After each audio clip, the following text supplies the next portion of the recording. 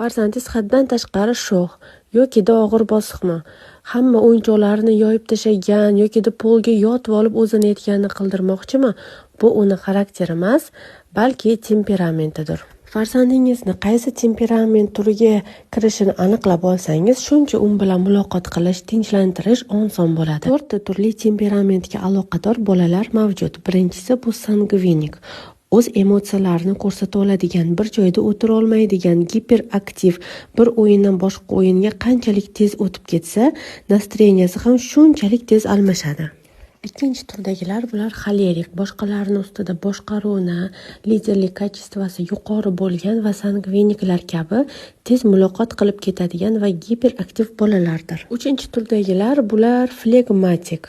Ular og'ir bosiq, hech qayerga shoshmaydigan, biror bir narsani boshlasa oxiriga yetkazib qo'yadigan, mas'uliyatli, bir o'yinchoqni soatlab o'ynab o'tira oladigan bolalardir. To'rtinchi turdagilar melanxolik. Ular juda hissiyotga boy, ularni xafa qilish oson, ko'proq xafa, tushkun holatda yuradigan, qaror qabul qilishga qiynaladigan, boshqa muhit va yangi o'rtoqlarga sekin va qiyinchilik bilan chiqishib ketadigan bolalardir.